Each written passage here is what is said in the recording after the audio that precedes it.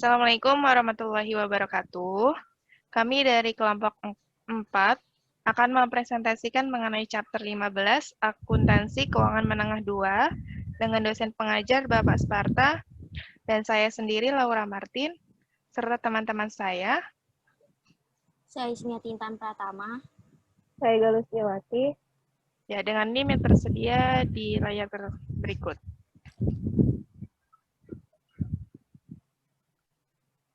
Selanjutnya akan dibawakan oleh teman saya.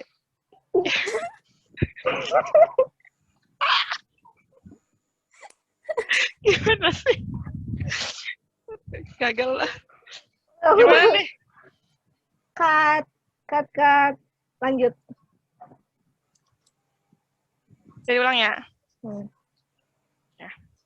Assalamualaikum warahmatullahi wabarakatuh. Kami dari kelompok 4 akan mempresentasikan mengenai chapter 15, Akuntansi Keuangan Menengah 2, dengan dosen pengajar Bapak Sparta, dan anggota dengan saya sendiri Laura Martin, serta teman saya. Saya Ismiati Intan Pratama. Saya Galus Yawati. Dan untuk NIM tersedia di layar berikut. Kami mulai untuk presentasinya, dipersilakan kepada Galuh untuk mempresentasikannya. Chapter 15 tentang ekuitas. Di chapter ini kita akan belajar mengenai yang pertama itu bentuk perusahaan dan penerbitan saham, yang kedua akuntansi dan pelaporan untuk saham treasury, masalah akuntansi dan pelaporan yang berkaitan dengan dividen, dan keempat bagaimana menyajikan dan menganalisis ekuitas. Di sini ada modal perusahaan. Terdapat beberapa bentuk perusahaan, yaitu perusahaan perorangan, persekutuan, dan perseroan terbatas, serta koperasi. Walaupun secara hukum perusahaan perseorangan tidak diakui sebagai entitas yang terpisah dengan pemiliknya, namun menurut pandangan akuntansi, perusahaan perorangan terpisah dari pemiliknya. Meskipun bentuk perusahaan memiliki sejumlah keunggulan dan juga atau kerugian, dibandingkan dua bentuk lainnya, manfaat utamanya adalah fasilitas untuk menarik dan mengumpulkan modal dalam jumlah yang besar. Kemudian ada hukum perusahaan. Siapapun yang ingin mendirikan koperasi umumnya harus menyerahkan anggaran dasar ke badan pemerintah yang sesuai untuk negara tempat penggabungan diinginkan. Setelah memenuhi persyaratan, badan pemerintah mengeluarkan piagam perusahaan. Dengan demikian, mengakui perusahaan sebagai badan hukum. Akuntansi ekuitas mengikuti ketentuan tindakan ini. Dalam banyak kasus, undang-undang tersebut rumit dan bervariasi baik dalam ketentuan maupun definisi istilah tertentu. Beberapa undang-undang gagal mendefinisikan istilah teknis. Akibatnya, istilah seringkali memiliki satu makna negara dan arti lain di negara lain. Di sini ada komponen ekuitas. Ekuitas itu sendiri adalah sisa bunga atas aset perusahaan setelah dikurangi semua kewajiban. Ekuitas juga sering disebut sebagai ekuitas pemegang saham, ekuitas atau modal perusahaan. Ekuitas sering digolongkan dalam laporan posisi keuangan sebagai share capital, share premium, return earnings, accumulated other comprehensive income, treasury share, dan non-controlling interest atau minority interest.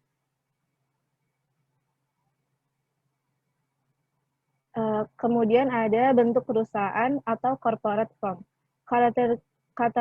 Karakteristik spesial dari bentuk perusahaan yang pertama, pengaruh hukum perusahaan, penggunaan sistem berbagi, kemudian ada pengembangan berbagai kepentingan kepemilikan.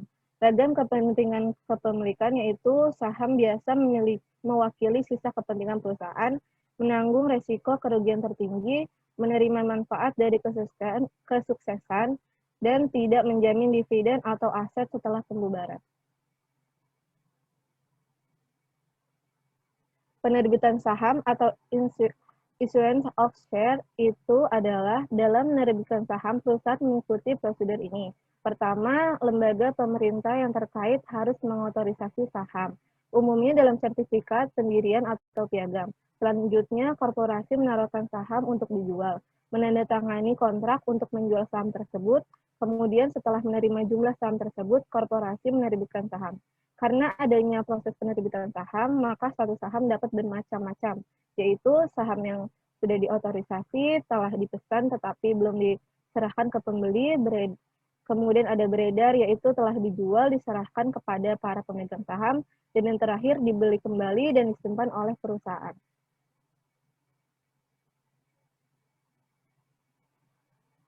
Penerbitan saham itu yang pertama ada saham dengan nominal, dengan nilai nominal atau par value share. Nilai nominal yang rendah membantu perusahaan menghindari kewajiban kontingensi. Korporasi memelihara akun untuk saham preferensi atau saham biasa dan bagikan premium. Yang di sini ada contoh soalnya. Video elektronik AG diselenggarakan dengan 10.000 saham biasa yang diotorisasi tanpa nilai nominal. Jika video elektronik menerbitkan 500 saham dengan uang tunai dengan harga 10 per saham itu membuat entry berikut. Yang pertama di debit kas 5.000, yang di kreditnya saham biasa 5.000. Jika menerbitkan 500 saham lagi seharga 11 per saham, maka jurnalnya kas 5.500, kemudian modal sahamnya di kredit 5.500.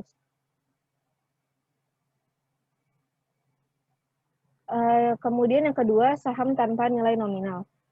Untuk saham tanpa nilai nominal atau ditetapkan rekening modal saham akan dikredit sebesar uang yang diterima tersebut.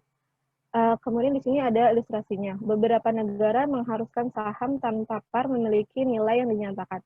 Jika sebuah perusahaan menerbitkan 1.000 saham dengan nilai yang dinyatakan 5/15 per saham untuk uang tunai, maka jurnalnya sebagai berikut. Kasnya itu di debit 15.000, kemudian di kreditnya ada modal saham biasa 5.000 dan saham premium biasa 10.000.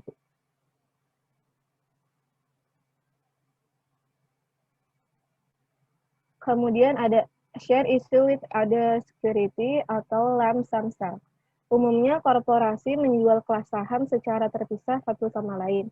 Alasan untuk melakukannya adalah untuk melacak file. Hasil relatif terhadap setiap kelas serta relatif terhadap setiap lot. Kadang-kadang sebuah perusahaan mengeluarkan 2 atau lebih kelas sekuritas untuk pembayaran tunggal atau sekaligus dalam akuisisi perusahaan lain. Akuntansi masalah dan penjualan sekaligus adalah bagaimana mengalokasikan hasil di antara beberapa kelas sekuritas. Perusahaan menggunakan salah satu dari 2 metode alokasi. Yang pertama ada metode proporsional, yang kedua ada incremental.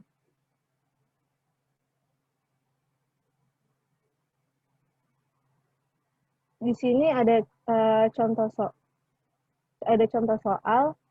Renet Corporation menerbitkan 300 lembar saham sebesar $10. Nilai nominal saham biasa dan 100 lembar saham sebesar $50. Nilai nominal saham preferen untuk lump sum sebesar $13.500. Saham biasa memiliki harga pasar $20 per saham dan saham preferen memiliki harga pasar $90 per saham. Maka dengan cara metode proporsional tersebut dapat ditemukan jurnal entry sebagai berikut. Kas di debit 13.500, kemudian di kreditnya ada share capital preference 5.000, share premium preference 3.100, share capital ordinary 3.000, dan share premium ordinary 2.400.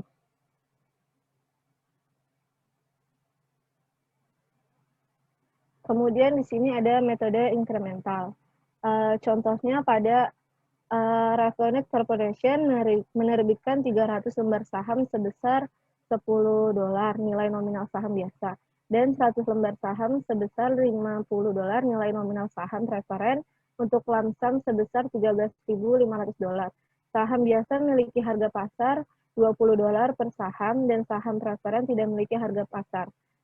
Maka dengan cara metode incremental tersebut, kita menemukan hasil jurnal entry-nya sebagai berikut. Kasnya di debit 13.500, share capital preference-nya 5.000, share premium preference-nya 2.500, share capital ordinary-nya 3.000, share premium ordinary-nya 3.000.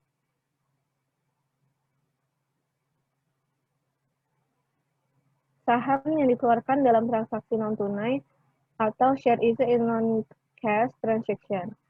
Akuntansi untuk menerbitkan saham properti atau jasa melibatkan masalah penilaian. Aturan umum adalah perusahaan harus mencatat saham yang dikeluarkan untuk jasa atau properti, selain uang tunai pada nilai wajar, barang atau jasa yang diterima. Kecuali nilai wajar tersebut tidak dapat diukur dengan andal. Jika nilai wajar barang atau jasa tidak dapat diukur dengan andal, gunakan nilai wajar saham yang dikeluarkan.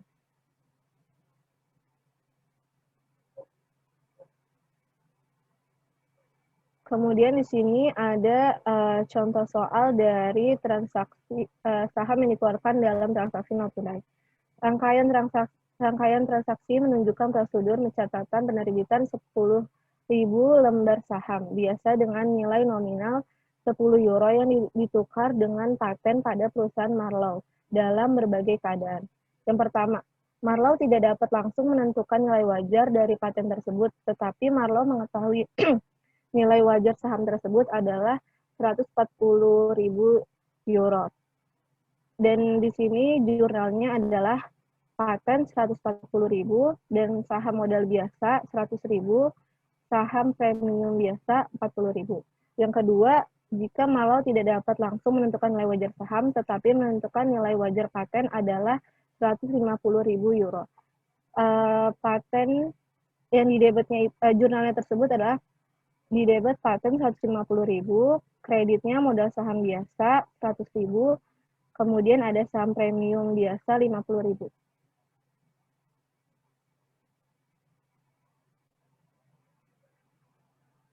Kemudian di sini yang ketiga, Marlowe belum mengetahui nilai pasar wajar saham maupun nilai pasar wajar paten.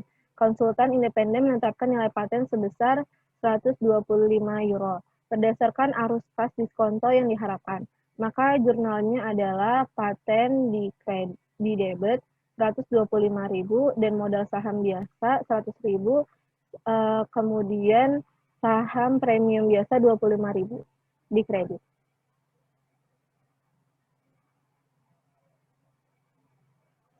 Kemudian di sini ada penerbitan saham atau issuance of share.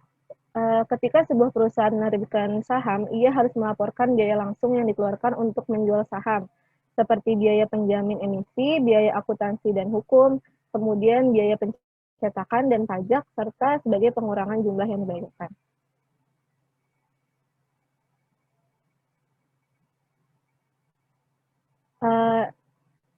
Saham preferen itu memiliki karakteristik yang sering berkaitan dengan penerbitan saham preferen. Yang pertama ada preferensi untuk dividen, preferensi untuk aset pada likuidasi, dapat dikonversi menjadi saham biasa, kemudian dapat ditebus atau opsi perseroan, dan tidak memiliki hak suara atau non-voting.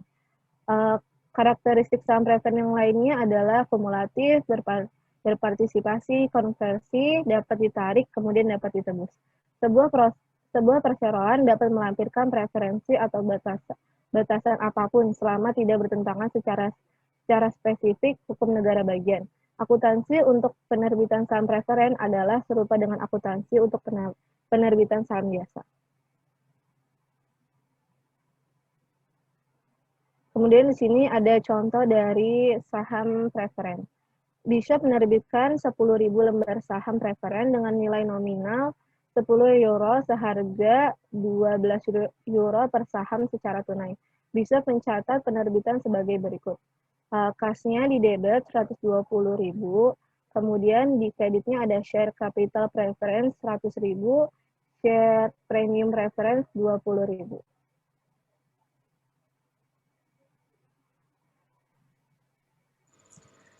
Selanjutnya ada akuntansi dan pelaporan untuk saham treasury. Akuisisi kembali saham. Perusahaan membeli saham beredar mereka untuk 1. Memberikan distribusi kelebihan uang tunai yang efisien pajak kepada pemegang saham. 2. Tingkatkan laba per saham dan laba atas ekuitas. 3. Menyediakan saham untuk kontrak kompensasi karyawan atau untuk memenuhi kebutuhan merger potensial. 4. Menggagalkan upaya pengambil alihan atau mengurangi jumlah pemegang saham. 5. Buat pasar di saham.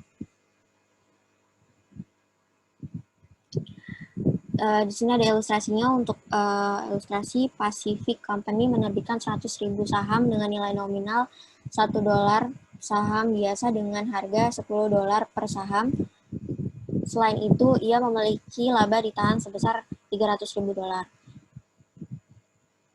Untuk perhitungannya itu, equity share capital ordinary $1 per 100.000 shares issued and outstanding $100.000. Share premium ordinary-nya 900.000, return earning-nya 300.000, maka total equity-nya itu $1.300.000.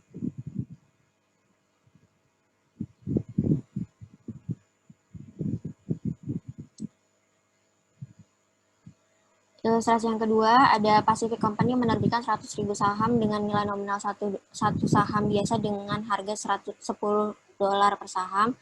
Selain itu, ia memiliki laba ditahan sebesar $300.000. Pada 20 Januari 2019, Pacific mengakuisisi 10.000 sahamnya dengan harga $11 per saham. Pacific mencatat perolehan kembali sebagai berikut. Untuk jurnalnya, treasury shares $110.000 dan cash-nya $110.000. Ilustrasi bagian ekuitas untuk Pacific setelah pembelian saham treasury. Untuk perhitungannya, share capital ordinary $1 per value, 100.000 shares issued and 90.000 outstanding, $100.000, share premium ordinary-nya 900.000, return earning-nya 300.000, dikurangi dengan cash of treasury shares-nya 10.000 shares, 110.000, maka total equity-nya $1.190.000.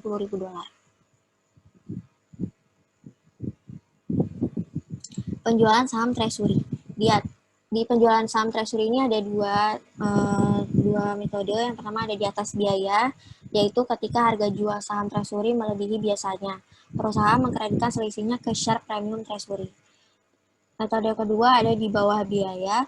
Ketika sebuah perusahaan menjual saham treasury di bawah biayanya, biasanya ia mendapat kelebihan biaya tersebut di atas harga jual ke share premium.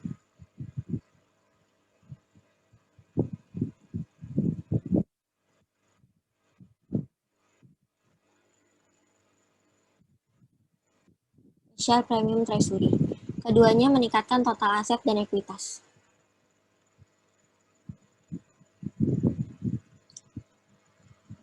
Penjualan saham treasury di atas biaya, ilustrasinya Pacific mengakuisisi 10.000 saham treasury dengan harga $11 per saham. Sekarang menjual 1.000 saham dengan harga $15 per saham pada 10 Maret. Pacific mencatat jurnalnya sebagai berikut. Cash-nya $15.000 di debit dan treasury shares-nya $11.000 di kredit. Dan kreditnya share premium treasury 4.000.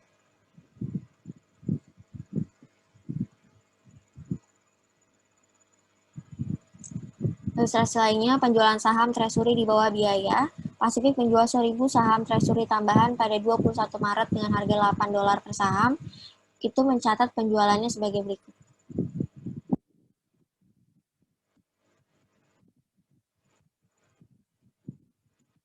Untuk cash-nya 8.000 di debit, share premium treasury 3.000 di debit, kreditnya treasury shares-nya 11.000.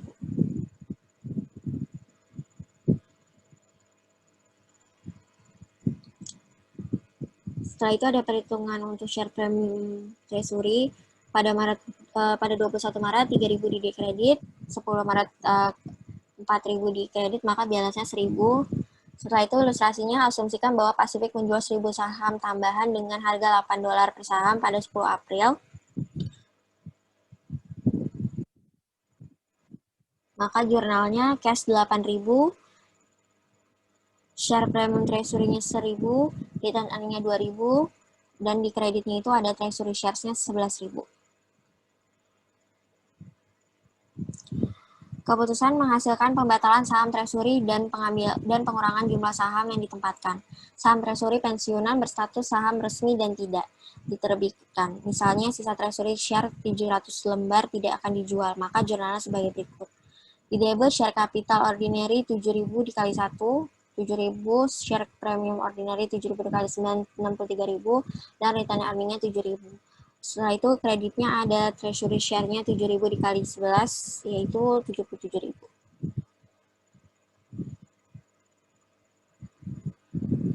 Selanjutnya ada topik dividen. Di sini ada kebijakan dividen. Beberapa perusahaan membayar dividen dalam jumlah yang sama dengan laba ditahan yang tersedia secara hukum. Mengapa? Karena pertama, menjaga perjanjian dengan kreditor. Kedua, memenuhi persyaratan perusahaan. Ketiga, untuk membiayai pertumbuhan atau ekspansi. Keempat, untuk memperlancar pembayaran dividen. Yang kelima, untuk membangun bantalan dari kemungkinan kerugian.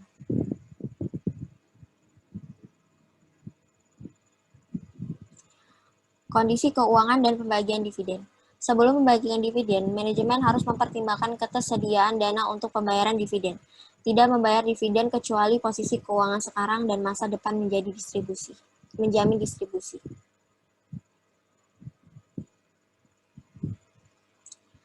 Dividen tunai.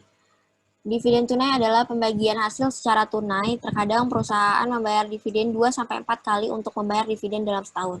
Dana dari pembayaran dividen tunai ini diambil dari laba ditahan yang dimiliki oleh perusahaan, sehingga secara otomatis laba ditahan dan kas perusahaan akan berkurang. Dewan Direksi memberikan suara pada pengumuman dividen tunai dan bersifat kewajiban. Perusahaan tidak mengumumkan atau membayar dividen tunai atas saham treasury. 3 macam tanggalnya itu yaitu tanggal deklarasi, tanggal pencatatan, dan tanggal pembayaran. Untuk ilustrasi pertemuan dividen, Roadway Freight Corp pada 10 Juni mengumumkan dividen tunai sebesar 50 sen per saham atas 1,8 juta saham yang dibayarkan pada 16 Juli kepada semua pemegang saham tercatat pada 24 Juni. Untuk jurnalnya, pada tanggal deklarasi 10 Juni itu ada laba ditahan atau return earnings 900.000, utang dividen atau dividen payable 900.000 di kredit. Untuk pada tanggal pencatatan 24 Juni itu tidak ada entry atau tidak di jurnal. Pada tanggal pembayaran 16 Juli, utang dividen atau dividen payable di debit 900.000, uang tunai cash di kredit 900.000.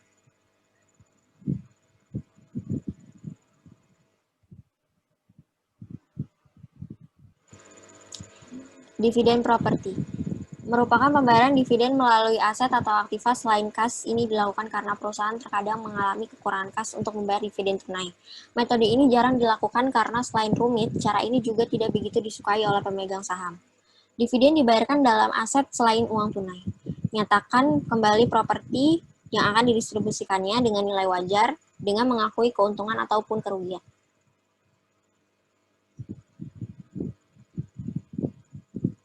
Ilustrasinya, Thyssen Ltd mengalihkan kepada pemegang saham beberapa investasinya dimiliki untuk diperdagangkan dalam sekuritas seharga $1.250.000 Hong Kong dengan mengumumkan dividen properti pada 28 Desember 2018 untuk dibagikan pada 30 Januari 2019 kepada pemegang saham tercatat pada 15 Januari 2019. Pada tanggal deklarasinya, sekuritas menjadi nilai wajar $2 juta Hong Kong. Thyssen membuat entry sebagai berikut. Tanggal 28 Desember, equity investment atau investasi modal di debit 750.000 dan di kreditnya itu unrealized holding gain or loss income 750.000. Keuntungan atau kerugian kepemilikan yang belum direalisasi pendapatan.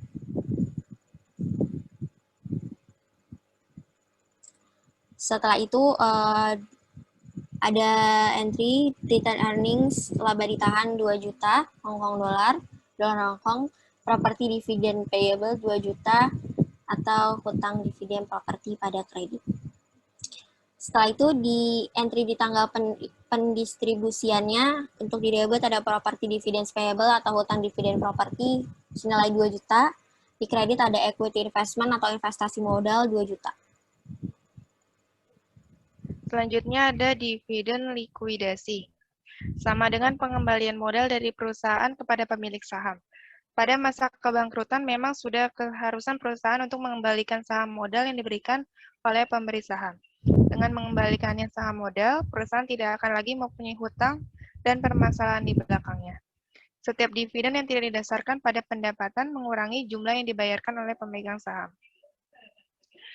Terdapat ilustrasinya yaitu McChesney Mines Inc. mengeluarkan dividen kepada pemegang saham biasa sebesar $1.200.000.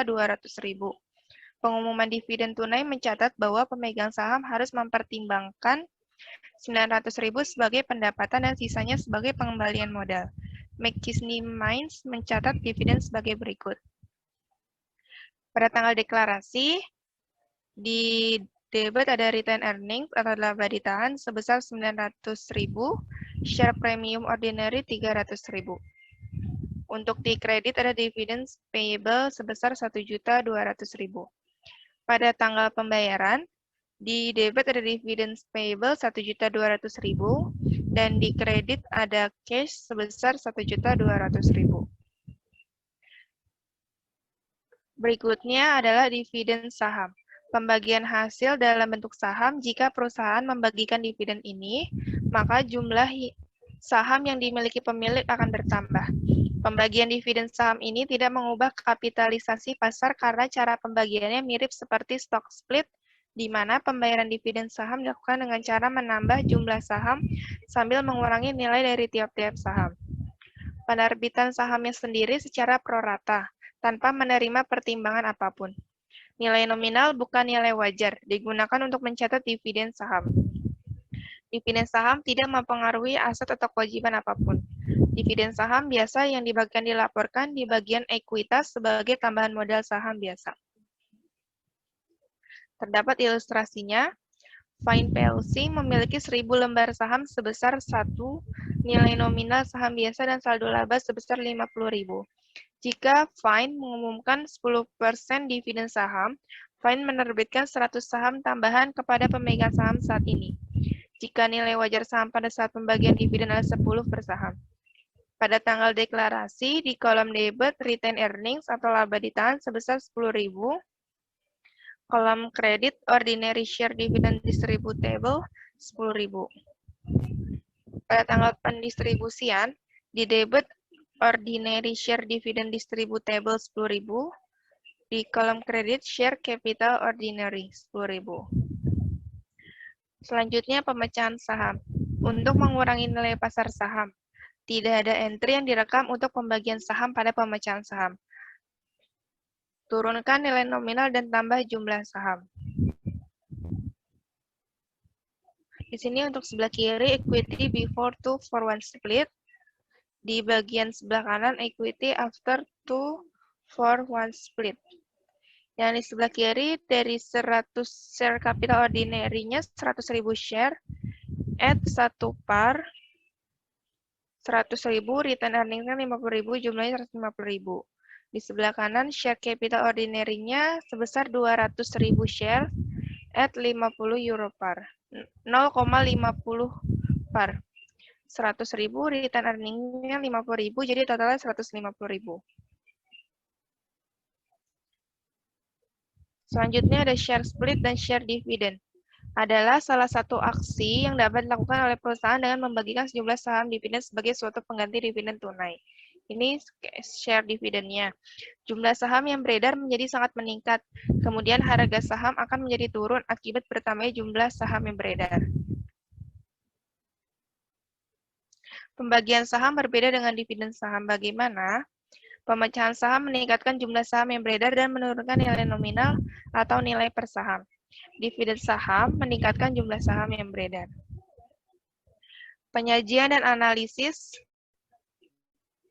ekuitas pengungkapan pembatasan laba ditahan. Pembatasan tersebut paling baik diungkapkan dengan catatan. Batasan yang diberlakukan oleh perjanjian obligasi dan perjanjian pinjaman biasanya membutuhkan penjelasan yang perpanjang. Pengungkapan catatan harus mengungkapkan sumber pembatasan, ketentuan terkait, dan jumlah laba ditahan tunduk pada pembatasan atau jumlah yang tidak dibatasi. Terdapat ilustrasi yaitu Gerber's Inc.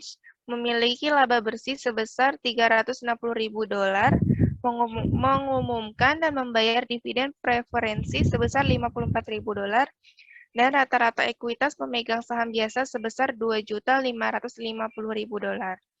Untuk return on ordinary shares equity, rumusnya net income dikurang preference dividend dibagi average ordinary shareholders equity. Untuk net income-nya 360.000 dikurang 54.000 dibagi 2.550.000 sama dengan 12%. Rasio ini menunjukkan beberapa dolar dari pendapatan bersih yang diperoleh perusahaan untuk setiap dolar yang diinvestasikan oleh pemilik. Ilustrasi selanjutnya, Troy SA memiliki dividen tunai 100.000 dan laba bersih 500.000 dan tidak ada saham. Untuk rumus payout ratio, cash dividends dibagi net income dikurang preference dividends. Untuk cash dividends-nya 100.000 euro dibagi dengan net income dikurang preference dividends-nya sebesar 500.000, sama dengan 20%. Untuk ilustrasi selanjutnya, ekuitas pemegang saham biasa Chain Ltd adalah 1 juta Hongkong dolar dan memiliki 100.000 saham biasa yang beredar. Untuk book value per share, rumusnya ordinary shareholders equity dibagi outstanding shares. Untuk ordinary shareholder equity-nya 1 juta dolar Hongkong dibagi 100.000, sama dengan 10.000 Hongkong dollar per share. Jumlah yang akan diterima setiap saham jika perusahaan dilikuidasi berdasarkan jumlah yang dilaporkan pada laporan posisi keuangan. Dividend preferences. Ilustrasinya, pada 2019, Mason Company membagikan 50.000 euro sebagai dividen tunai. Saham biasa yang beredar memiliki nilai nominal 400.000 dan 6% saham preferensinya memiliki nilai nominal 100.000. 1. Jika saham preferen tidak kumulatif dan tidak berpartisipasi, maka 6% of 100.000-nya di preference 6.000, totalnya 6.000. The remainder to ordinary, ordinary-nya 44.000, totalnya 40.000. Totalnya di preferensinya 6.000, ordinary-nya 44.000, di bagian totalnya 6 ditambah 44.000 menjadi 50.000. 2. Jika saham preferen bersifat kumulatif dan tidak berpartisipasi, dan Mason Company tidak membagikan dividen atas saham preferen dalam 2 tahun sebelumnya. Dividend in arrears 6% of 100.000 for 2 years. Preferensinya 12.000, total 12.000. Current years dividend 6% dari 100.000. Di preference 6.000, totalnya 6.000. The remainder to ordinary, di bagian ordinary 32.000. Untuk totalnya, preference 12 ditambah 6 jadi 18.000, ordinary 32.000, dan totalnya 12 ditambah 6 ditambah 32 menjadi 50.000. Jika saham preferen tidak kumulatif dan berpartisipasi penuh. Current years dividend 6%, preferensinya 6.000, ordinary-nya 24.000, maka totalnya 30.000. Participating dividend dari 4%. Preferensinya 4.000, ordinary-nya 16.000, totalnya 20.000. Untuk total seluruhannya, preference 6 ditambah 4, 10.000, ordinary-nya 40.000, dan totalnya 30 ditambah 20 menjadi 50.000. The participating dividend was determined as follow. Preferensinya 6% dari 100.000 menjadi 6.000. Ordinary 6% dari 400.000, 24.000 dengan total 30.000. Amount available for participation-nya 50.000 dikurang 30.000 sama dengan 20.000. Per value of shares that are to participate, 100.000 ditambah 400.000 menjadi 500.000. Untuk rate of participant-nya 20.000 dibagi 500.000, 4%. Preference 4% dari 100.000 menjadi 4.000. Ordinary-nya 4% dari 400.000, 16.000 dengan totalnya 20.000. 4. Jika saham preferen bersifat kumulatif dan berpartisipasi penuh, dan Mason Company tidak membagikan dividen atas saham preferen dalam 2 tahun sebelumnya. Dividen in arrears-nya 6% dari 100.000 selama 2 tahun. Di preference 12.000. Current years dividend-nya 6%. Di preferen 6.000, ordinary-nya 24.000. Participating dividend-nya 1,6%. Dari 8.000 dibagi 500.000. Di preferensinya 1.600, ordinary-nya 6.400. Untuk totalnya preference 19.600, ordinary 30.400, dan total keseluruhannya 50.000. Nilai buku per saham. Nilai buku saham adalah jumlah rupiah menjadi milik tiap-tiap lembar saham dalam model perusahaan. Nilai buku ini adalah jumlah yang akan dibayarkan kepada para pemegang saham pada waktu pembubaran likuidasi perusahaan, jika aktiva dapat dijual sebesar nilai bukunya. Nilai buku per saham dihitung sebagai aset bersih dibagi dengan saham beredar pada akhir tahun. Perhitungan menjadi lebih rumit jika perusahaan memiliki saham preferen. Di sini untuk contohnya ada equity, preference shares-nya 5%, 300.000, ordinary shares-nya 400.000, share premium ordinary 37.500, return earnings-nya telah ditahan 162.582. Untuk total di preference-nya 300.000, ordinary-nya 600.082. Share outstanding-nya 4.000. Maka book value per share-nya 600.082 dibagi 4.000 menjadi 150,02 euro. Asumsikan bahwa fakta yang sama ada kecuali bahwa saham preferen 5% bersifat kumulatif, berpartisipasi hingga 8%, dan bahwa dividen selama 3 tahun sebelum tahun berjalan menunggak.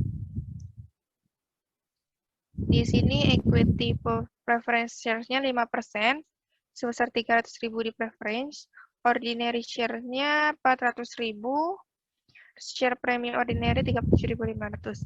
Nah, untuk laba ditahannya, di sini ada dividen in arrears-nya 3 tahun di 5% per tahunnya, yaitu 45.000. Current year requirement-nya di 5%, 15.000, ordinary-nya 20.000. Participating additional-nya 3%, preference 9.000, ordinary-nya 12.000. Remainder to ordinary-nya 61.582. Totalnya di preference 369.000, ordinary-nya 531.082. Share outstanding-nya 4.000. Maka book value per share-nya 132,77 euro. Untuk selanjutnya latihan soal pertama. Di sini ada latihan soal yang ada di exercise 15.4. Penjualan lamsam saham dengan obligasi. Fagerberg Industries adalah perusahaan regional yang sekuritas yang tipis diperdagangkan. Fagerberg telah mengeluarkan 10.000 unit. Setiap unit terdiri dari CHF 500, 12% surat hutang subordinasi, dan 10 saham CHF 5 nominal saham biasa. Bankir investasi telah menahan 400 unit sebagai biaya menjamin emisi. 9.600 unit lainnya dijual kepada investor luar untuk mendapatkan uang tunai di CHF 850 per unit. Sebelum penjualan ini, harga permintaan saham biasa selama 2 minggu adalah CHF 40 per saham. 12% adalah hasil pasar yang wajar untuk surat hutang.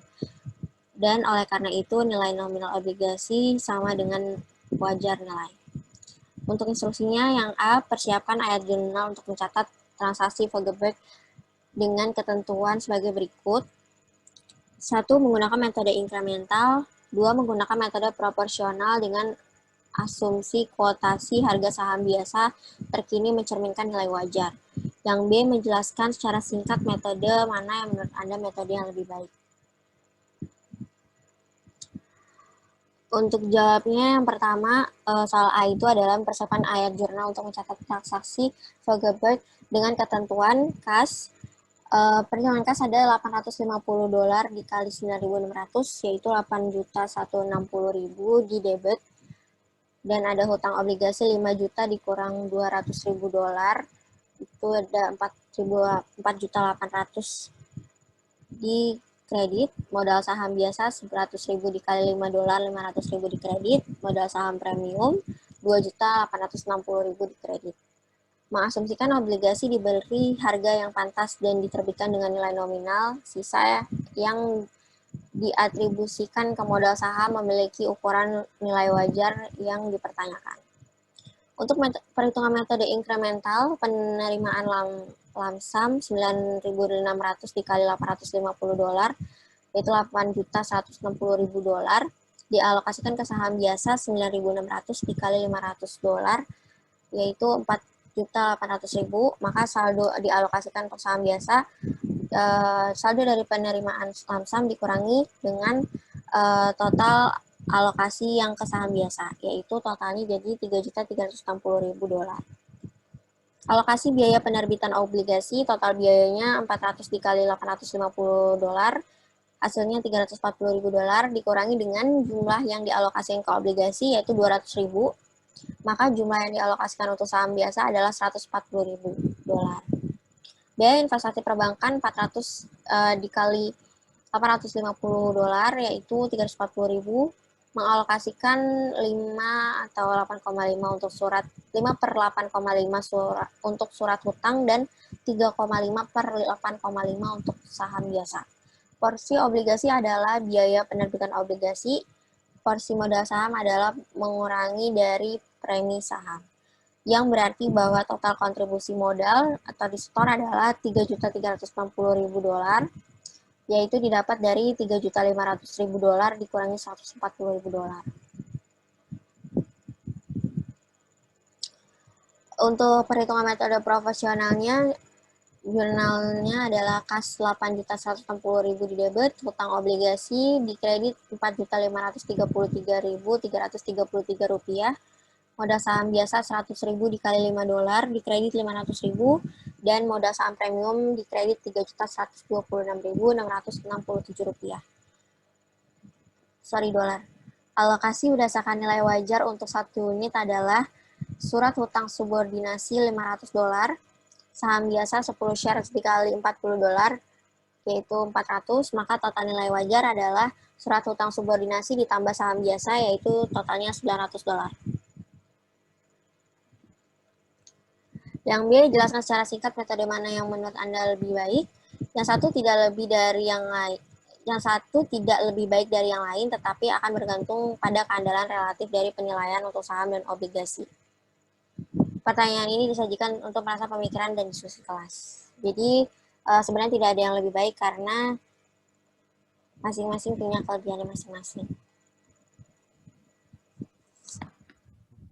Untuk soal selanjutnya, E15.12, dividen tunai dan dividen likuidasi, Edison Corporation memiliki 10 juta saham. Saham biasa ditempatkan dan beredar pada tanggal 1 Juni, Dewan Direksi memberikan suara 60 sen per saham tunai dividen kepada pemegang saham tercatat pada 14 Juni, terhutang 30 Juni. Untuk instruksinya, A. Siapkan entry jurnal untuk setiap tanggal di atas, dengan asumsi dividen mewakili suatu distribusi penghasilan. Sedangkan B, bagaimana ayat jurnal berbeda jika dividen adalah dividen likuidasi? Jawabannya, A. Siapkan entry jurnal untuk setiap tanggal di atas, dengan asumsi dividen mewakili suatu distribusi penghasilan. Pada tanggal 1 bulan 6, laba ditahan di debit 6 juta, hutang dividennya di kredit 6 juta. 14 bulan 6 tidak ada entry pada tanggal pencatatan.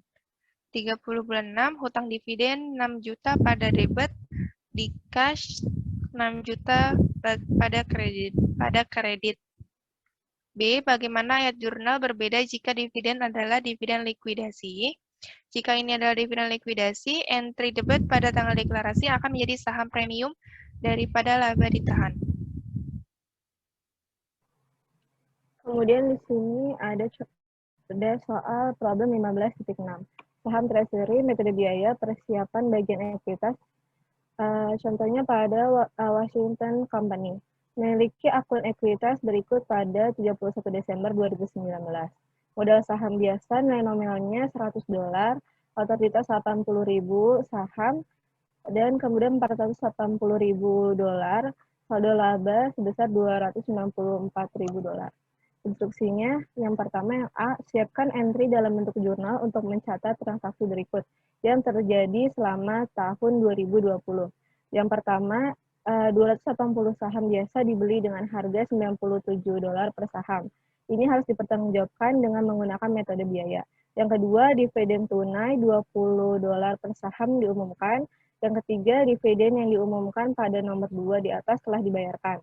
Yang keempat, saham treasury yang dibeli di nomor 1 di atas dijual kembali dengan harga $102 per saham.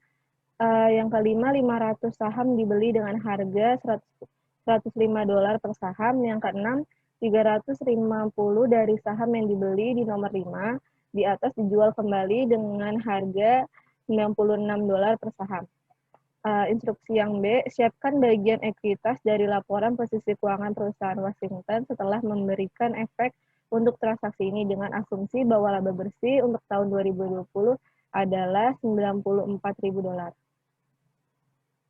Hukum negara membutuhkan pembatasan saldo laba untuk jumlah saham treasury. Jawabannya yang A itu membuat jurnal. Yang pertama jurnalnya adalah saham treasury di debit 280 dikali $97 itu 160.000. Yang di kreditnya kas 27.160. Yang kedua di debit laba ditahan 90.400, kemudian utang dividen 90.400 dari penjumlahan 4.800 dikurang 280 dikali $20. Kemudian yang ketiga utang dividennya 90.400, di kreditnya kas 90.400. Kemudian yang nomor 4, kasnya di debit 280 dikali $102 itu 28.560. Saham treasury-nya di kredit 27.160. Kemudian modal saham premium treasury itu 280 dikali $5 yaitu 1.400. Kemudian nomor 5, saham treasury-nya 500 dikali $105 yaitu 52.500. Kemudian di kreditnya kas 52.500. Kemudian yang nomor 6-nya itu jurnalnya kas di debit 350 dikali $96 itu 33.600. Kemudian modal saham premium treasury 1.400, laba ditahannya 1.750. Kemudian di kreditnya ada saham treasury 350 dikali $105 yaitu 36.750.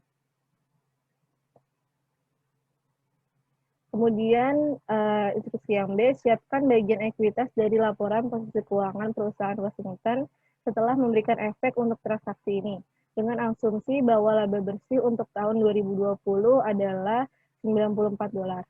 Di sini ada laporan posisi keuangan parsial milik Washington Company pada tanggal 31 Desember 2011. Di bagian ekuitas, share capital ordinary dengan nilai nominal $100, otoritas 8.000 saham, dan menerbitkan 4.800 saham, kemudian 4.650 saham beredar, itu jumlahnya adalah $480.000. Kemudian ada laba ditahan sebesar 295.850. Itu ya didapat dari 294.000 dikurang 90.400 ditambah 94.000 dikurang 1.750. Kemudian ada saham treasury sebesar 150 share dengan nominal 15.750 itu dari $52.500 dikurang $36.750. Kemudian penjumlahannya total ekuitas tersebut adalah $760.100.